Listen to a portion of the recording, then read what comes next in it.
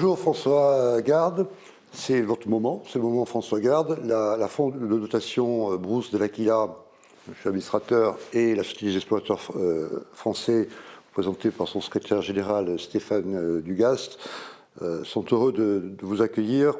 Ces deux structures vont vous remettre le prix, un prix commun, en hommage à votre avant-dernier ouvrage, Marcher à Kerguelen.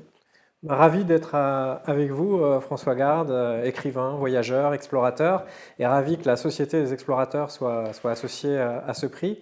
La Société des explorateurs, une entité qui existe depuis 1937, créée par un groupe à l'époque de jeunes voyageurs, parmi eux Théodore Monod, Paul-Émile Victor, Ella Maillard, Alexandra David-Nel, enfin plein de grands noms.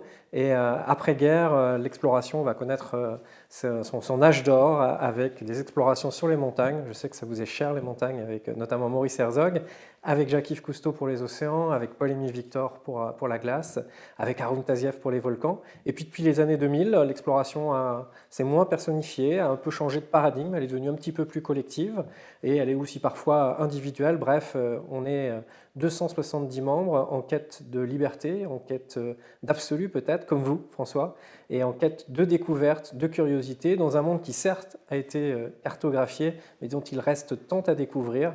Et je suis ravi d'être avec un grand découvreur et un grand explorateur S littérature. Présenter François Garde, je dirais d'abord que c'est un écrivain fort d'une œuvre plurielle, déjà confirmé, et s'il fallait, mais je parle sous son contrôle, trouver un fil rouge, ce serait un attrait pour le grand large, pour les espaces maritimes, pour les outre-mer.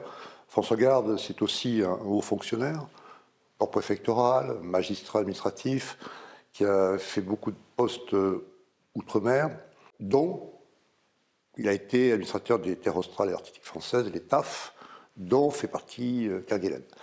Quelle représentation avez-vous de Kerguelen? Ensuite, quel était l'objectif de votre marche? Je ne dis pas de votre démarche, puisque vous dites que ce n'était pas une démarche, c'était une marche. Et troisième question, quel est votre ressenti sur l'expérience humaine qu'a représentée cette marche, hein? Vous citez beaucoup dans votre ouvrage sur le compagnonnage avec vos camarades de marche. Que représente Kerguelen pour moi?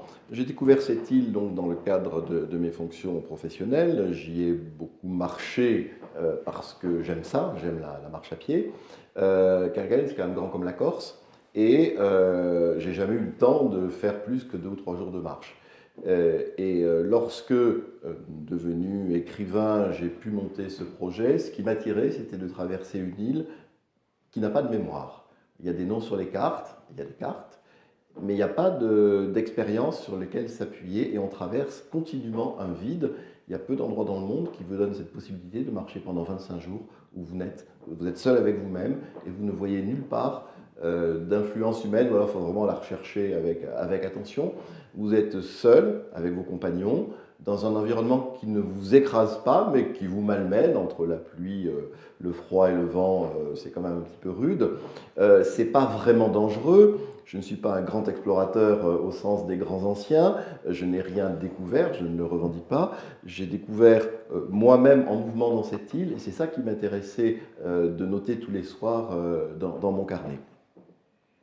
Le compagnonnage, effectivement, est très important. Je n'aurais pas pu faire cette expérience et cette marche seule, d'abord pour des raisons administratives, on ne m'aurait pas laissé partir et c'est très bien comme ça, et puis parce que psychologiquement et probablement physiquement, j'en ai pas la capacité. Et du coup, au fil des jours, avec 3 amis que j'avais choisis, qui tous connaissaient déjà Kerguelen, ils savaient où ils mettaient les pieds, des liens se sont tissés immédiatement. Et j'en ai découvert la force de rappel en 2 ou 3 occasions, lorsque la solidarité, le besoin de veiller les uns sur les autres est apparu au détour de 2 ou 3 moments particuliers de cette marche, y compris d'ailleurs lorsqu'il y a eu un désaccord, parce que nous ne sommes pas des saints, donc du coup il y a une engueulade une fois, mais même ça, même l'engueulade montre la nécessité, enfin l'évidence de la solidarité et de la responsabilité de chacun envers tous les autres. Kerguelen, Isabelle Autissier l'avait baptisé le pays, voire le royaume de l'ombre. On est sur les 50e hurlants, on est sur une zone de passage de dépression. Bref, on est en lien avec un écosystème et une météorologie qui est très forte. L'exploration, vous l'avez dit, n'était pas en soi-même géographique, mais est-ce que cette exploration, qui a été ensuite littéraire, a été aussi une exploration d'un écosystème hors du commun? Alors évidemment, non seulement c'est difficile d'accès et vide d'hommes, mais en plus c'est très beau et c'est très rude. Donc on est effectivement l'élément le plus important du paysage de Kerguelen, c'est le vent. C'est curieux parce que c'est pas un élément du relief, le vent. Et pourtant, c'est ce qui est la caractéristique essentielle, c'est d'être en permanence exposé au vent. Quand il n'y a pas de vent, c'est 40 nœuds, quoi. Quand il commence à y en avoir, on est au-dessus.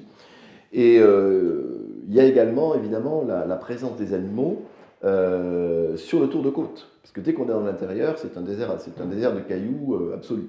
Mais quand on est sur le tour de côte, jusqu'à 2-3 km de la côte, là, on a une faune extrêmement abondante, des éléphants de mer, des otaries, toutes sortes de manchots, et avec ce bonheur absolu d'une faune qui n'a pas peur de l'homme, parce qu'elle ne le connaît pas. Et donc, quand vous marchez sur une plage, vous devez écarter du bout de la botte, ou contourner, c'est plus courtois, les animaux pour ne pas trop les déranger. Mais vous n'avez pas de comportement de fuite de la part des animaux autochtones. C'est quelque chose d'unique. Et donc, on a aussi le sentiment d'être quelque part dans un coin un peu rude du paradis terrestre, où les animaux n'ont pas peur de l'homme. C'est vraiment très très étonnant et très fort cette sensation. Et puis, lorsqu'on s'engage dans les montagnes, il n'y a plus rien. Donc on passe 2, 3, 4, 5 jours, et puis on redescend et on revient vers la côte, et à nouveau on est dans cette explosion de vie, parce qu'il y a une très très grande richesse de chaînes trophiques dans l'océan austral, et tous les animaux viennent à terre, soit pour pondre, soit pour se reproduire. Et les terres émergées ne sont pas très nombreuses, donc quand il y a un caillou, tout le monde va dessus. Et donc c'est les plages de la Côte d'Azur le 15 août, version australe. Et donc il faut traverser ces océans de vie avant de se replonger à nouveau dans la caillasse, dans le froid et dans la gueule des glaciers. Cette œuvre marché à Kerguelen est de grande qualité, une grande qualité littéraire d'écriture, avec deux composantes, à mon sens, composante très factuelle. Vous décrivez par le menu et sous forme de journal de bord tout ce parcours, sa préparation, son organisation, mais en même temps, c'est le deuxième aspect, vous faites aussi tirer des conclusions géopolitiques, même philosophiques, très, très humaines en gros, sur cette démarche. Ce livre a été largement écrit le soir sous la tente, dans un carnet noir, bien protégé de l'humidité, et certaines des phrases ou des méditations qui le parcourent ont effectivement été écrites là sous la tente. D'ailleurs, mes compagnons m'ont dit « Mais comment tu trouves l'énergie après 8 heures de marche d'arriver à encore gratter dans ton petit carnet ?» Et c'est, je crois, ce qui en fait l'authenticité. Il y a des passages qui ont été retravaillés pour des raisons littéraires, parce que je n'arrivais pas à relire mes pattes de mouche, mais l'essentiel de ce récit, c'est l'expérience d'un homme qui se meut dans cette solitude et qui essaye de raconter tout ce que ça lui fait dans son corps et dans sa tête. Et ça, c'était vraiment aller au bout de ce projet, c'est ce qui m'apportait.